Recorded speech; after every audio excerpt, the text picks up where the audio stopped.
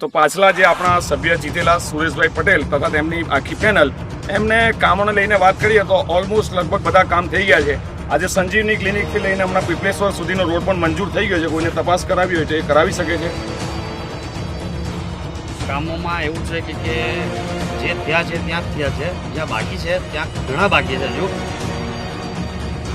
લોકોએ પણ જાગૃત થવું પડશે। સરકાર કોઈની પણ બને, પરંતુ કહી શકાય કે આપણે જ્યારે જાગૃત થશું તો જ આપણે ભારતને અને ગુજરાતને અને આપણા અંતરને સ્વચ્છ બનાવી શકીશું।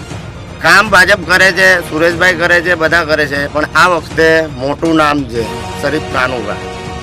108 નહીં 216 કેવું તો એ માણસ ખતરનાક છે। મતલબ કે કામ એટલા બધા થયા છે, પણ શું છે કે માખીઓ હોય એ ચાંદુ શોધ્યા કરે, એવી રીતના એ વિરોધ હોય તે થોડોક વિરોધ કરે, એ એક્સેપ્ટેબલ વસ્તુ હોય, એનાથી કંઈ વાંધો નથી। હાઉસિંગમાં હું કોંગ્રેસને જીતાવીશ મારા બલબૂતા પર। કેમ કે હું કઈ બી હાઉસિંગનું કામ હશે હું દોડીશ, કેમ કે ભાજપમાં એવું કોઈ છે જ નહીં।